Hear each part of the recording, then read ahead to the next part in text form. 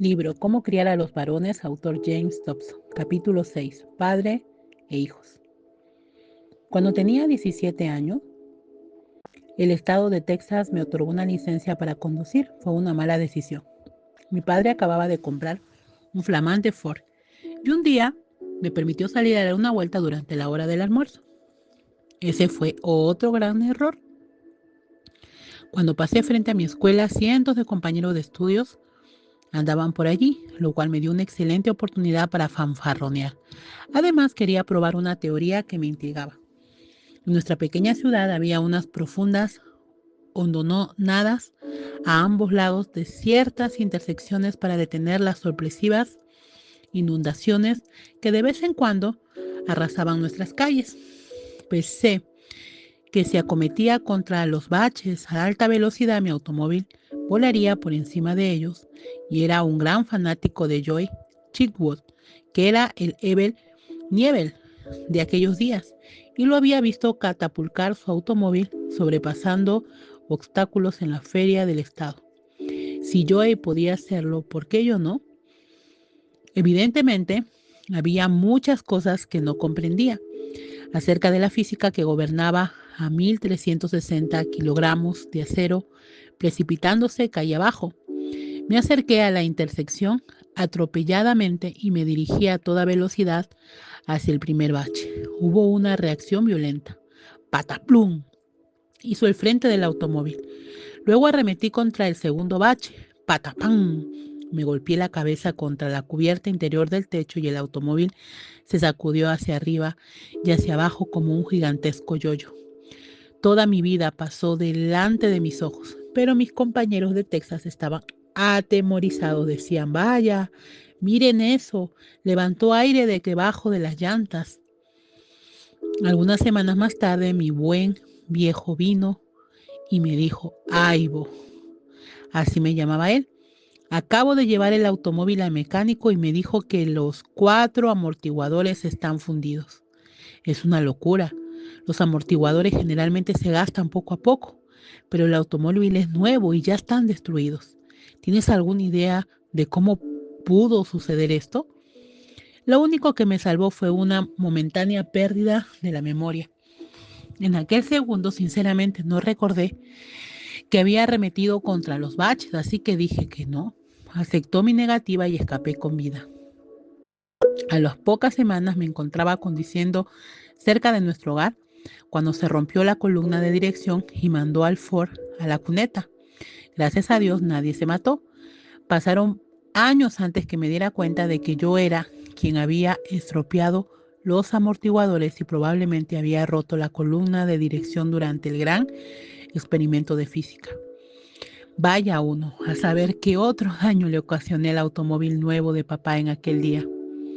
Para cuando admití que yo era el culpable, el estatuto de limitaciones de mi delito había expirado.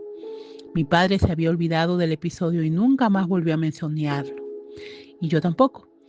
Mi padre se fue a la tumba sin saber la estupidez que yo había hecho. Por lo tanto, papá, si estás observando desde allá arriba, simplemente quiero que sepas que lo siento y que nunca más lo volveré a hacer.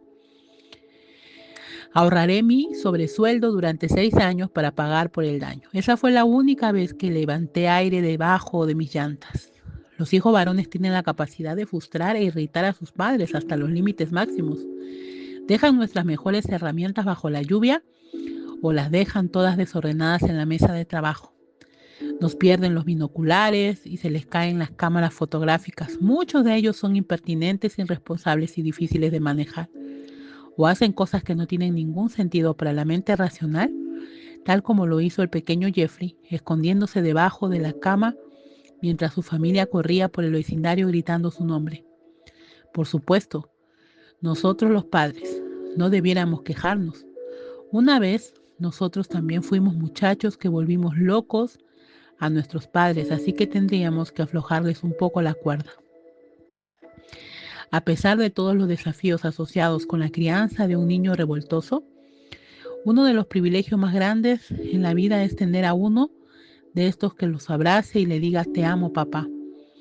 El general Douglas MacArthur, uno de mis héroes, estaría de acuerdo con ese sentimiento. Estuvo entre los líderes militares más grandes de todos los tiempos. Condujo a los ejércitos aliados a la victoria contra el ejército imperial japonés en la Segunda Guerra Mundial y luego dirigió nuestras fuerzas de las Naciones Unidas en Corea. Su desembarco por sorpresa en Incheon fue una de las maniobras más brillantes en la historia de la guerra. Estos logros en el campo de batalla explican por qué a MacArthur se le reverencia actualmente, muchas décadas después de su muerte. Pero existe otra razón por la cual admiro a este hombre.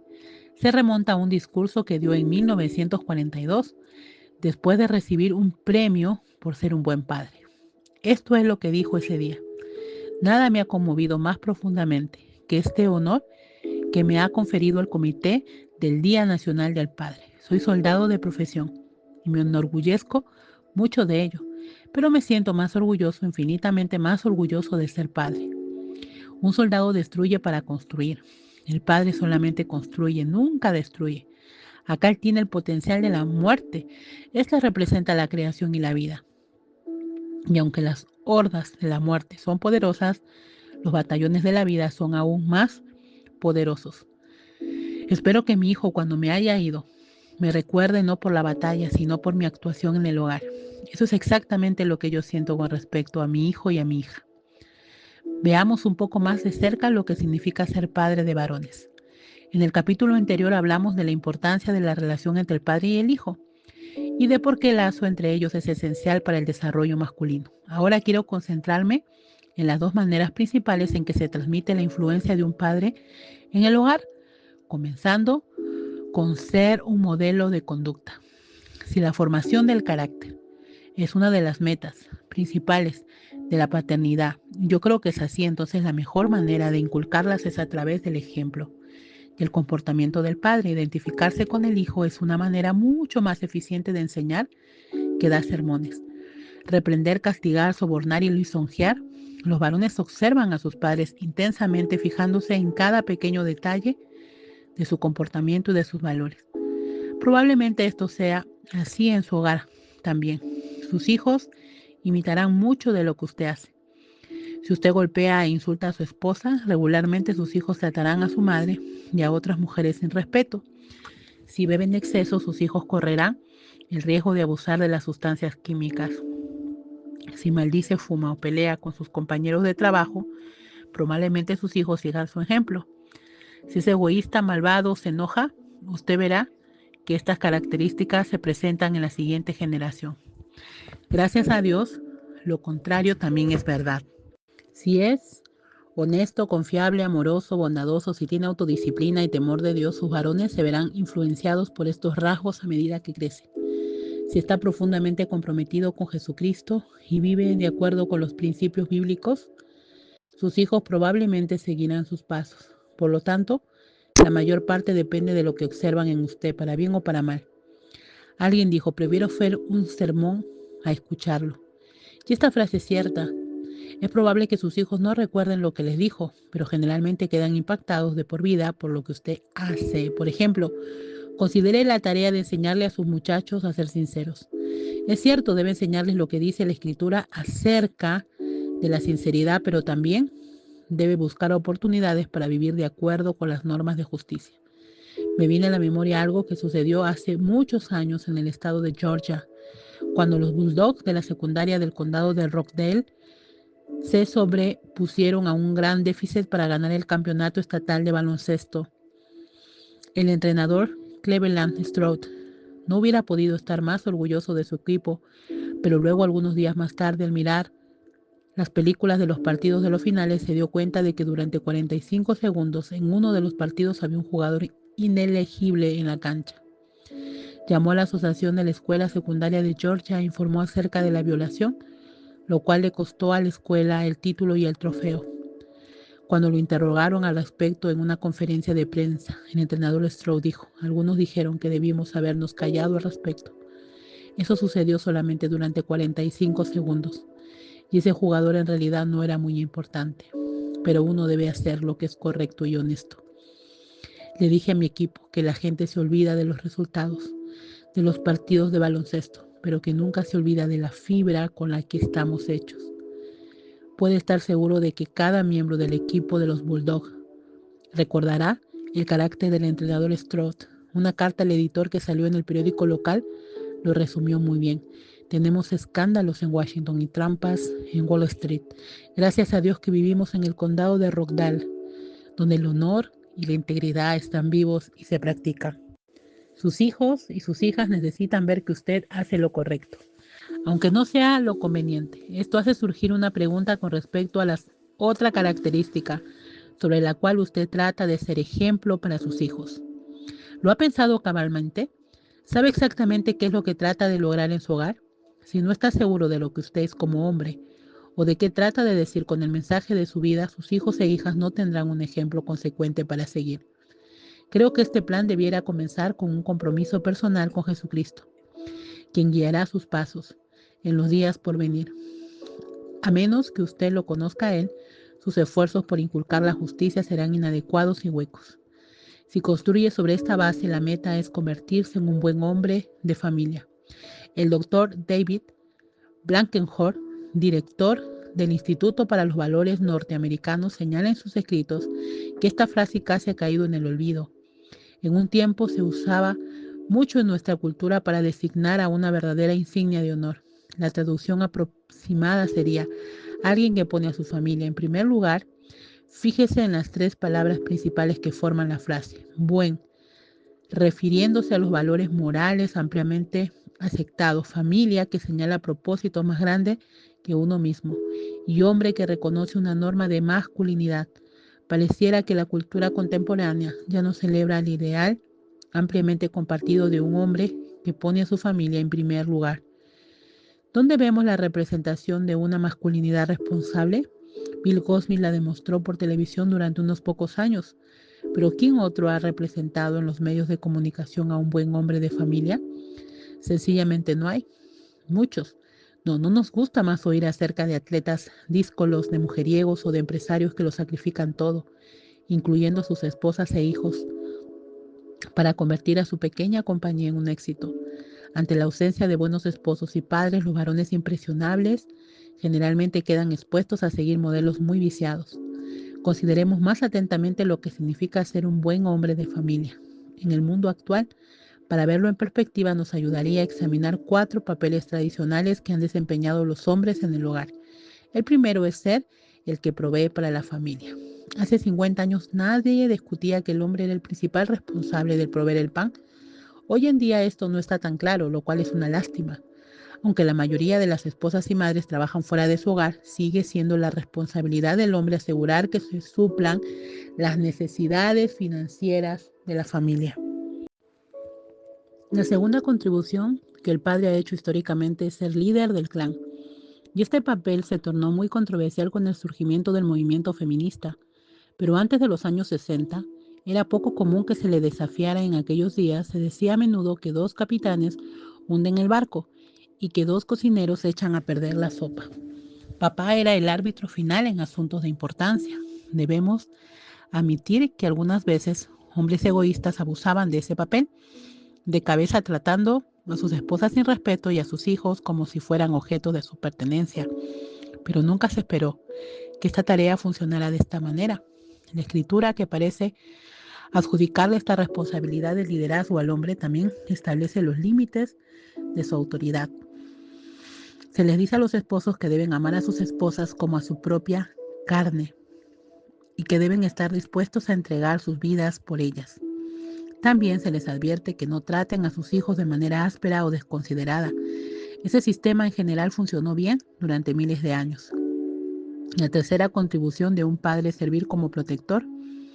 Él protegía a los miembros de la familia del mundo exterior y les enseñaba cómo hacerle frente con éxito. Era la persona a la que recurrían los miembros de la familia cuando se sentían ansiosos o amenazados. Si otro hombre trataba de abusar de su esposa o la insultaba, papá defendía su honor. Era su responsabilidad ver que la casa estuviera segura de noche y que los hijos volvieran al hogar. Ahora a una hora razonable, y cada miembro de la familia se sentía un poco más seguro porque él estaba allí. Finalmente, la cuarta contribución que hacía un padre eficiente era proveer dirección espiritual para el hogar. aunque muchas veces fallaba en esta área. Y en esta tarea, su obligación era leerle las escrituras a los hijos y enseñarles los aspectos fundamentales de su fe. Era el intérprete del código moral de la familia y de los rituales sagrados, y se aseguraba de que los hijos fueran a la iglesia todas las semanas. Hay que reconocer que no muchos hombres en años pasados cumplieron cada una de estas 4 obligaciones de manera adecuada, pero existía un amplio consenso en la cultura en cuanto a que esto era lo que se suponía que debían hacer. Muy bien, ahora pueden tirarme todo lo que tengan a mano. Estoy seguro de que algunos de mis lectores están furiosos ante la mera insinuación de que esta es la manera en que debieran funcionar los hombres actualmente. Con todo el debido respeto, sin embargo, en estos papeles tradicionales hay una sabiduría eterna, y cada uno de ellos tiene sus raíces en enseñanzas bíblicas. Sí, son cuestiones pasadas de moda, pero a los hombres se les ha definido de acuerdo con estas responsabilidades durante milenios. Lamentablemente, cada uno de estos 4 papeles ha sido ridiculizado y atacado por los postmodernistas y sus aliados en los medios de comunicación. Como resultado, muchos padres tienen un concepto pobre de lo que se supone que deben hacer o de cómo hacerlo. Algunos han renunciado a su autoridad en el hogar y no participan en absoluto o tratan de criar a sus hijos de maneras que son más características de las madres. Les han dicho que deben aprender a ser más sensibles y que deben aprender a expresar toda una gama de emociones desde la ira hasta el temor. En efecto, a los hombres se los está presionando para que se parezcan más a las mujeres y se supone que las mujeres deben ser más parecidas a los hombres. Este cambio de papeles trae una terrible confusión a los muchachos. Y no es impropio de un hombre que tenga sentimientos profundos o que revele sus pasiones y pensamientos, ni tampoco debiera presentarle una fachada congelada al mundo que lo rodea. Pero al mismo tiempo existe un lugar definido en la hombría para la fortaleza y la confianza en medio de la tormenta, y ese papel cae más naturalmente sobre el hombre. Así como un gran roble provee refugio y protección para todos los seres vivientes que anidan en sus ramas, un hombre fuerte proporciona seguridad y bienestar para todos los miembros de la familia. Sabe quién es como hijo de Dios y qué es lo mejor para su esposa y sus hijos. Sus hijos varones necesitan a un hombre así a quien mirar e imitar. No respetan a los padres debiluchos que se dejan intimidar por sus esposas o que tienen las emociones a flor de piel. Esto le suena cursi y contrario a todo lo que ha escuchado. ¿Qué se le va a hacer? Los hombres fueron diseñados para cuidar a la gente que aman, aunque requiera un sacrificio personal. Cuando cumplen con esa responsabilidad, sus esposas, sus hijos y sus hijas generalmente viven en una mayor paz y armonía. No abundan las buenas ilustraciones de la masculinidad tradicional y bíblica, pero hay un ejemplo que ha dado en otros libros que desearía pedir y repetir. Describe a mi abuelo, que murió un año antes que yo naciera. Y este relato está incluido en mi libro Hablemos con franqueza, pero su relevancia a estas alturas justifica otra mirada. Durante la Navidad de 1969, los 2 hermanos se juntaron en California para una reunión familiar y en aquella feliz ocasión pasaron la mayor parte de los 5 días recordando su niñez y sus primeros años en el hogar. Uno de los nietos grabó las conversaciones en un cassette y yo tuve el privilegio de obtener un juego completo. Qué rica herencia me proporcionó al permitirme asomarme al hogar de mis abuelos y a las tempranas experiencias de mi padre. Aunque todas las conversaciones me resultaron interesantes, había en todas ellas un elemento en común que fue especialmente significativo a lo largo de la semana. Estaba centrado en el respeto con el cual los 4 hijos que quedaban vivos se referían a los recuerdos de su padre, mi abuelo. Murió en 1935, un año antes de mi nacimiento. Sin embargo, 34 años después hablaban de él con una inconfundible reverencia. Todavía vivía en sus mentes como un hombre de un carácter y una fuerza impresionantes. Les pedí que explicaran las cualidades de tanto admiraban, pero lo que recibí fueron solo vagos aspectos generales. Era un gran apoyo, dijo uno. Había una cierta dignidad en él, dijo otro, acompañando con los gestos apropiados. Le teníamos un respeto reverencial, replicó el tercero.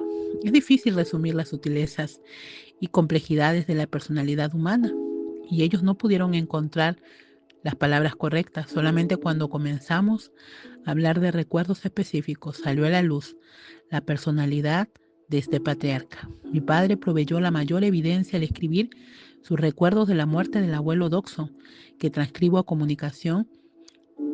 A continuación de esta narración se desprende el impacto de un gran hombre sobre su familia, incluso 3 décadas después de su fallecimiento, los últimos días de R.L. Dobson. El ataque que le quitó la vida tuvo lugar cuando tenía 69 años y finalmente trajo como consecuencia la desintegración del círculo familiar. Durante muchos años después de su muerte no podía pasar frente al hospital Tri-State sin fijarme en una ventana en particular. Sobresalía del resto, santificada porque representaba la habitación en la cual había sufrido tanto. Los detalles de aquellos trágicos días y noches permanecen en mi recuerdo intactos, sin que el paso del tiempo los haya cambiado.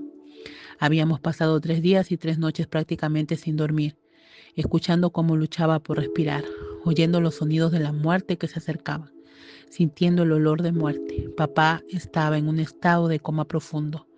Su pesada respiración se podía escuchar por todo el corredor. Caminamos por los pasillos de aquel viejo hospital durante horas escuchando la incesante lucha que cada vez era más y más débil. Varias veces la enfermera nos llamó y le dijimos el último adiós, pasando por toda la agonía de desprendernos de él, solo para que después su corazón se recuperara y entonces comenzara la interminable vigilia todo de nuevo. Finalmente nos fuimos a la habitación contigua, sin estar preparados para dormir, pero algunos sobre las sillas y otros sobre las camas. Caímos rendidos y exhaustos por el sueño. A las 4:05 la enfermera vino y despertó a mi hermano gemelo, Robert. Se despertó con un sobresalto. ¿Se ha ido?, preguntó. No. Pero si ustedes quieren ver a su papá una vez más, mientras esté vivo será mejor que vengan ahora. Rápidamente se corrió la voz y nos dirigimos a la habitación para pararnos frente a su cama por última vez. Recuerdo que me paré a su izquierda. Le peiné hacia atrás el cabello que tenía sobre la frente y puse mi mano sobre su gran mano colorada, tan parecida a la mía. Sentí la fiebre que precede a la muerte, 41 grados. Mientras me encontraba allí parado me sobrevino un cambio. En lugar de ser un hombre mayor, tenía 24 años en ese momento. Me convertí en un niño nuevamente. Dicen que esto le sucede a menudo a los adultos que presencian la muerte de un padre. Pensé que estaba en la estación de trenes de Shreveport, Luisiana, cuando caía la tarde y esperaba el regreso de papá. El viejo tren de pasajeros del sur de Kansas City estaba entrando a la estación dando marcha atrás y yo lo vi dar vueltas a la curva. El corazón se me hinchó de orgullo. Me dirigí al niño que estaba parado junto a mí y le dije: ¿ves a ese hombre grandote parado en la parte de atrás del tren, con una mano en el freno del aire y la otra en el pequeño silbato con el cual le hace señales al maquinista? Ese hombre grandote es mi papá. Él accionó los frenos de aire y escuché el chirrido de las ruedas al frenar. Lo vi bajar del último vagón, corrí y salté en sus brazos. Lo abracé fuertemente y sentí el olor a humo del tren en sus ropas. Papi, te amo, le dije. Estoy volviendo a recordarlo todo. Palmeé aquella gran mano y dije: adiós, papá, mientras se apagaba rápidamente. No nos hemos olvidado de lo duro que trabajaste para enviar a 5 varones y a una mujer a la universidad. Cómo usabas esos viejos uniformes de revisor hasta que estaban manchados. Gracias a esto es probable que hayamos tenido cosas que realmente no necesitábamos. Cuando faltaban 3 minutos para las 4, como un majestuoso barco alejándose de la bahía del tiempo hacia el mar a la eternidad, exhaló el último suspiro. La enfermera se movió para hacernos salir y cubrió su cabeza con la sábana, gesto que me llenó el corazón de terror. Nos dimos vuelta llorando en silencio para salir de la habitación. Entonces sucedió un incidente que jamás olvidaré. Justo cuando llegábamos a la puerta, abracé a mi pequeña madre y le dije, mamá, esto es horrible. Secándose los ojos con el pañuelo, dijo, sí, Jimmy, pero hay algo que mamá desea que recuerdes ahora. Le hemos dicho buenas noches aquí abajo, pero uno de estos días le diremos buenos días allá arriba. Creo que ella le dijo buenos días también, 11 años más tarde, y sé que él salió a recibirla más allá del sol. Su muerte estuvo marcada por la quietud y la dignidad. Tal como la vida que había vivido, así llegaron a su fin los asuntos de R.L. Dobson, y así llegó a su fin también la solidaridad de la familia. El viejo hogar nunca volvió a ser el mismo. El viejo espíritu que habíamos conocido de niños se había ido para siempre. Nuevamente esta ilustración revela unas pocas de las características específicas que hicieron de R.L. Dobson una influencia tan poderosa en su familia. Lo que sí nos dice es que su hijo sentía por él. Llegué a saber algunos otros detalles. Él era uno de los robles que mencioné, un hombre de fortaleza e integridad, aunque no se convirtió hasta poco tiempo antes de morir. Vivió de acuerdo con un patrón interno que era singularmente intransigente. Por ejemplo, cuando era joven, invirtió mucho dinero en un negocio arriesgado con un socio que más tarde mi abuelo descubrió que era deshonesto. Cuando se enteró de la artimaña, salió de la sociedad y prácticamente le entregó la compañía a otro hombre. Este antiguo socio hizo de la compañía una de las más exitosas del sur y se volvió multimillonario. Pero mi abuelo nunca miró hacia atrás. Se llevó a la tumba una conciencia limpia. Por supuesto, tuvo otros rasgos admirables y muchos de ellos se los transmitió a mi papá. Estos dos hombres personifican mucho de lo que trato de transmitir en ese examen de la masculinidad. Luego, me pasaron esos valores a mí. Si los hombres de hoy en día estuvieran tan seguros de su identidad masculina como mi padre y mi abuelo, habría mucho menos muchachos perdidos que buscan en vano modelos de conducta en las pandillas de las calles o en la cultura popular. Mi objetivo a lo largo de toda esta disertación ha sido instar a aquellos que sean padres jóvenes, para que proporcionen un modelo sobre el cual sus hijos varones puedan construir su identidad masculina. Mientras usted desempeña los papeles tradicionales que hemos descrito o alguna variante de ellos, sus hijos observarán quién es usted y de esa manera aprenderán a servir de la misma manera. Cuando crezca por esa razón, cualquier consejo que se le dé a los padres acerca de cómo criar a sus hijos varones debe comenzar con un examen de su comportamiento individual y de su carácter. Anteriormente mencioné que existen dos maneras principales en las que los padres pueden influir en sus hijos. La primera es el modelo que se le proporciona. La segunda está relacionada con las instrucciones específicas que los padres debieran transmitirles a sus hijos. Este tema puede llenar muchos libros, pero me concentraré en el subtema de lo que un padre debiera enseñarle a sus varones específicamente con respecto a las niñas y a las mujeres. No es probable que lo aprendan en ninguna otra parte. Ahora le daré algunas sugerencias, rápidamente una detrás de la otra. Suponiendo que usted es padre de uno o más varones, aquí vamos. Si habla en tono desdeñoso acerca del sexo opuesto o si se refiere a las mujeres como objetos sexuales, estas actitudes se traducirán directamente en las relaciones al salir con jovencitas o más tarde en la relación matrimonial. Recuerde que su objetivo es preparar a un varón para que conduzca a una familia cuando él sea grande y mostrarle cómo ganarse el respeto de aquellos a quienes sirve. Dígale que es grandioso reírse y divertirse con los amigos, pero aconséjele que no haga el papel de tonto. A los que hacen esto no se les respeta y la gente, en especial las niñas y las mujeres, no siguen a los niños o a los hombres a los cuales no respetan. También dígale a su hijo que jamás debe golpear a una mujer bajo ninguna circunstancia.